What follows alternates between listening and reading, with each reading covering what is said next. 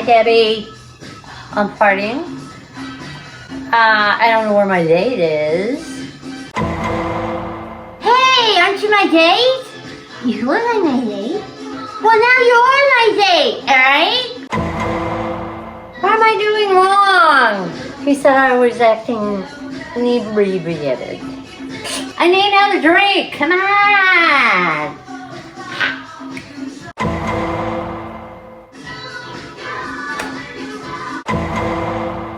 Oh well, I'll keep trying. It's Laughing Through It with Carol Metcalf-Roth. Tonight, Carol Zooms with comedian Keith Ross Nelson and comedian Michele Grace Morrow. And now, here's Carol. Good evening, ladies and gentlemen, and welcome to Laughing Through It. I'm your host, Carol Metcalf-Roth. So let's go. Well, we've got a big holiday coming up where people are going to be dressing up and pretending to be somebody else. That's right, Election Day. Also kind of sounds like my dating life, too. 3 marriages, but that's another story. I'm kind of tired of being in lockdown. Let's put it this way. I can hear my husband chewing in the other room, and he takes 150 chews and then swallows from his granola. I'm over it. My neighbor upstairs, I know he gets up every day at 6:59 in the morning for his shower. And then he yells for his wife to bring him a towel. Give me a towel! What the hell?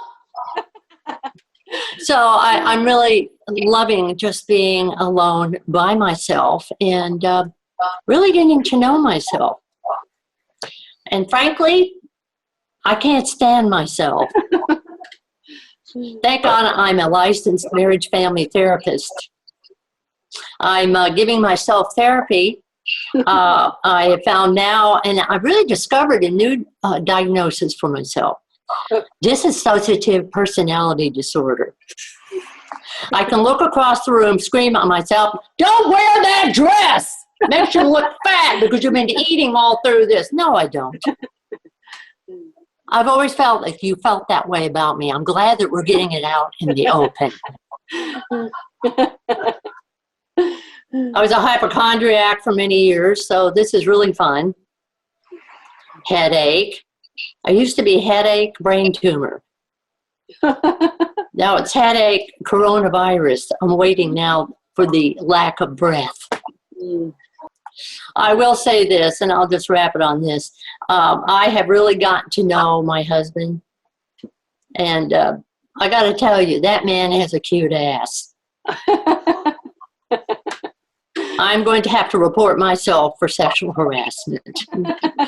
All right, let's get ready. I have such an exciting show tonight, and I can't wait for you to meet my wonderful comics. But I would be remiss if I didn't start by spotlighting the people who helped me make this possible. I have a wonderful producer, Dr. Bernard Roth. Yeah. Hi, honey. Howdy, honey. This is How are you doing? I'm doing great. This is an exciting show to be part of. So yeah. I'm looking forward to your guests. Yeah. And you're hot, and I saw you in the shower earlier. But anyway, too much information. I also have a wonderful director. He's adorable. He's been doing it for 30 years, and I'm thinking, no, he looks 30 years old. The very talented Justin Gunn, ladies and gentlemen. I was shooting video in utero, Carol. That's my story, and I've become a real dirty old lady during this lockdown, okay? I'm taking a lot of hormone replacement pills. Hey, I'll take it. And I dress up like this just to check the mail. I need attention, okay? She gets it from me all the time. Yeah, you look beautiful, and we're grateful for it. Thank you for always putting it on, Carol. All right. Thank you. Now, I have my first guest I'm going to introduce. I have worked with him more than once.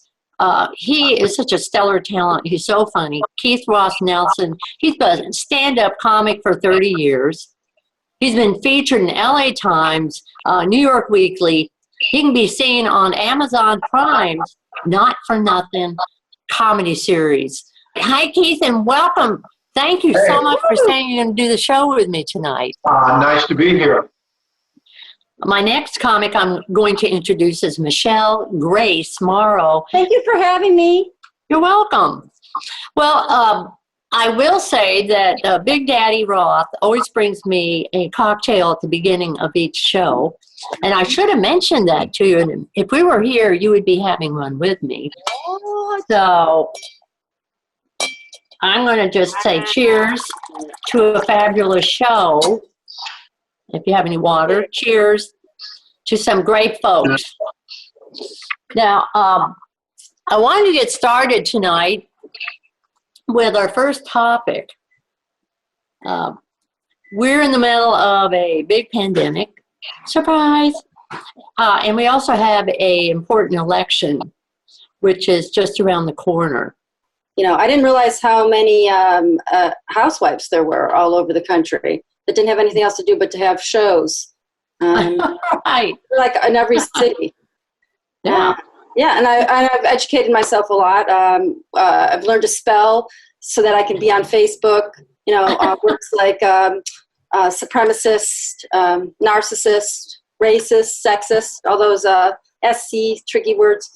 But yeah, no, I've used this time a lot though for really serious education for myself as well. And so, you know, I've tried to turn it around like you always talk about, Carol, turning around things. So I want to be grateful about that, you know, that we're able to take our own power back and come out of this better. Right. Well, that was beautifully put, and I totally concur. It's not what happens to you. It's how you reframe it and go forward. And, you know, working with veterans, that's so important. It's not what happens to you. It's how you can go forward and you can better yourself and other people's lives. On that note, I'm going to tag on you, Keith. You know, you've always been a great friend.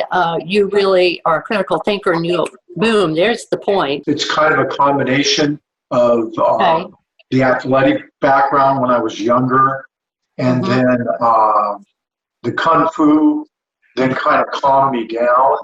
So I've gotten pretty good at listening, which has helped me a lot because I tend to process really fast. And sometimes when you process really fast, then you want to speak really fast.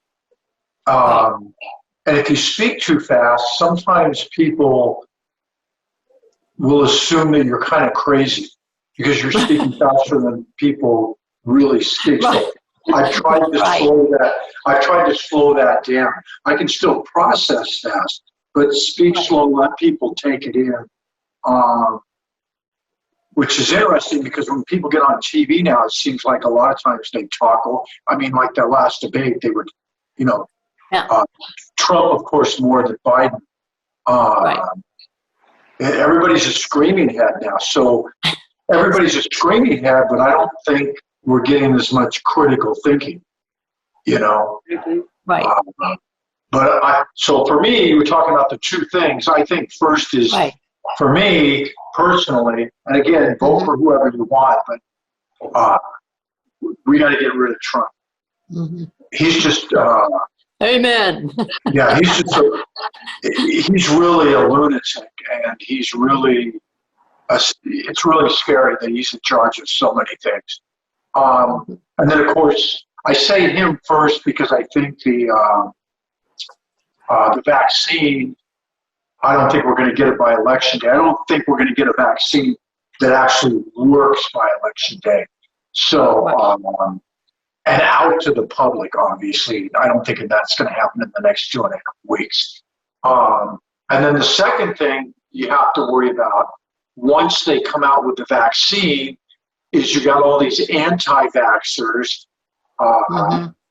and these people that think, you know, I know. Yeah, they're going to put a chip in the vaccine. Yes. Do you even, these people are, I mean, my wife's a nurse. You can't, you know, when you put liquid into a syringe, you know, and they pull it back, you know, and then they tap it so there's not an air bubble in there. because Right. an air bubble can kill you. So how are Right. you going to put a chip in a vaccine and then shoot it into somebody? Right. Yeah. Well, I wish you could mentor, some of these people in Washington and talk about fast talkers. Look at Eric. I mean, the cocaine doesn't fall far from the tree, right? Thank you. We needed that. We need some kung fu, Yeah. We Yeah. need some Zen. Yeah. Oh, we need for some sure. Zen, baby. Yeah. Or like my my Texas background, that Trump always reminds me of what my granny would say about finding my grandfather in bed with another woman. And then he turns around, who are you going to believe? Me or your lying eyes? Right. So, just do anything they would want, but they just deny it. And you're standing there. Or, I love Dan Richards, again from Texas. And, she'd say, you could put, a wig on it and lipstick on it, but honey, a pig is still a pig. Yeah. It's like, don't look over. It's like a giant shell game. Yeah. Okay, look over here. Look over here. He's always changing the subject. That's right. For someone that people are always saying he says what he thinks, he sure is open to interpretation. Everyone's always like, no, he meant this. He meant that. That's great, Michelle. Yeah. That's right. Very convenient. To me, here's the really crazy part. Mm-hmm. When he said he was going to get rid of Medicare and he's going to take people's Social Security, yes, and people were still for him. I'm like, okay, right. It isn't that they're not listening. It isn't that they don't think you're right. It's that it really is the fact. It really goes to the fact that they hate Democrats and their racism, their hatred of people that aren't their color is so strong now that I'll take the devil if the devil will let me hate these people. Yeah. So my question is, do you think, how can we get back to civil discourse going forward?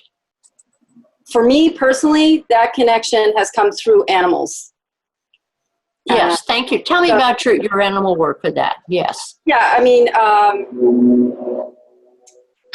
the animals are where we can connect. Think about it. We share the planet with this large group of beings called animals. And even if you don't have your own pet, you can connect on a hike. And you'll find animals on a hike, or you can visit a friend's pet. Yes. And they bring us into the moment. The animals aren't scared and coated about the 10 pounds we gained, or our roots in our hair that's grown back, or we're crying all the time. They don't care. They love us unconditionally. They accept us, and they bring us into the moment. Like, nice. I agree. And so people need to find animals in their life, and in whatever way that they can. I mean, for me, I love it because they're like the only group that is an undecided voter that I don't want to smack. Right. Voter, right? Exactly. No, even Pence needed his support fly. That's right. That's what that was. But yeah, so that's what I want to say. I worked on that project, the Floyd Project for Animal Abuse Prevention and Education that you emceed for, Carol, and that was done with a Trump supporter. So we made this beautiful area to support animals in a public park, and we're opposite sides of the spectrum. So that's how I've been able to bridge those differences. And of course, comedy, you're always bridging that in the comedy. Thank you, Michelle. I so agree with you. I remember working with a traumatized child suffering from abuse, and he had not spoken in 6 months. And so I thought, what do I have to lose? So I had a session in my office, and I brought in a beautiful dog who was the sweetest dog, and it was a trained dog who had worked with Marines. And he was able to look at the child and see when he was getting that PTSD from trauma. And so he went up and he was going into a panic attack, and he put his paws on him. Yeah. Yeah, they feel. And that little boy started to pet him, and then I was able to do work with that child. And I found out exactly what happened. I wanted to tag on you, Keith, and your wonderful wife, that she's working as a nurse, and she's working with folks on the front lines of COVID-19. Right. And how is she doing? How is she keeping her? She's doing good. She's at a nursing home facility, and she's head of the infection control there. Oh, She's wow. DSD nurse and head of infection control. So, it's a little stressful because, she has to come home every day, take her clothes off, immediately take a shower. Right. But, she's doing good. She's a trooper. So it's been good. I just wanted to piggyback on Michelle's thing because, yes. we have 29 cats indoors in our house. What? Wow. And then we have 10 more outside we feed. People live in Chatsworth on horse property. People, a lot of people moved away and just abandoned their animals when they moved. So we've just kind of picked them up here and there. And then a couple of them were pregnant. We spent like the last 2 years trapping cats outside, getting them fixed. So I think we're finally got that done. They're just tremendous animals. It's a lot. I'm a cat person. It's a lot of work, and it's a pain. But boy, I'll tell you, I agree with Michelle. We get more out of them than we take away. Now, I'm going to throw this last thing out. I really love talking to both of you tonight. You're just adorable. How can we use humor to reach out to others in this time and make friends again? I think making fun of our own vulnerabilities. Yeah. Those are things that we have in common, no matter what our political beliefs. Yes. I do find myself getting frustrated sometimes, though, with comics that don't talk about politics because it's such an important thing right now. Right. But then again, back to your point, we need a relief from it. And, comedy's supposed to be relief. So how can we focus on other subjects? And that's what I can think of as just those things that we all share. I think sometimes the scary thing for people doing political humor is because we're so divided right down the middle, you're losing half your audience. I think for me, it's been really good because since I've been married to my wife now since 2007, it used to be I just wanted to get up and, man, I want to get this audience. I want to slam this people, Right. But since I got married to her and got kind of gotten out of that, whatever it was, being now more self-aware and less narcissistic, it's like, no, I want this to go this way, back and forth. Right. I want this to be about you have a good time and I have a good time. Let's have a good time together. I don't want you leaving going, oh, that guy was really funny, but man, he's kind of an asshole. I want you to go, I had a good time. He made me laugh. He was funny. And so I think that's more important because, like you said, what is the commonality we all have? And it's love. We want to be loved, and the ability to make somebody else laugh if you can. Yes. Is a form of love, Yes, it is. So anyway, thank you so much for coming. Thank you for watching us tonight.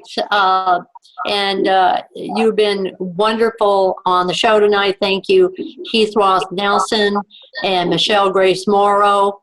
Stay safe. That's right. Everybody out there, thank you for tuning in. Thank you. And remember, we're all one. Peace out.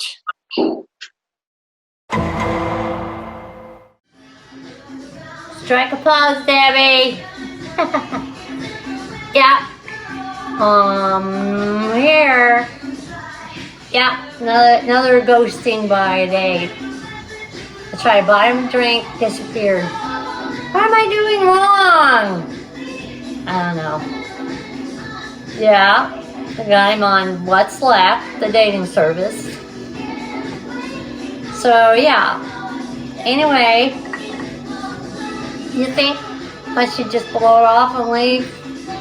drink sitting there or should I drink it? I'm not drunk. I'm just, thinking about stuff when I called you, alright? Is there anything wrong with that? Judgmental, really? Bye. Where's my waiter? Hey! Yes, ma'am. I need a little drinky poo again? All right. Coming right up. Alright, thank you. Well, maybe I'll get lucky anyway. It's kind of cute. I don't know. I'm probably about 20, 30 years older, so what? I need to have fun again. I'm so sick of it. Pandemic.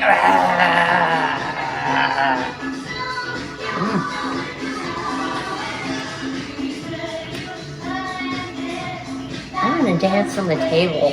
What are they gonna do? Throw me out? I'm gonna pose. I'm gonna pose, right? What? I have every right to get up and dance on the table. Really? Is this a fascist nation now or what? I didn't know the drink. Okay. Alright.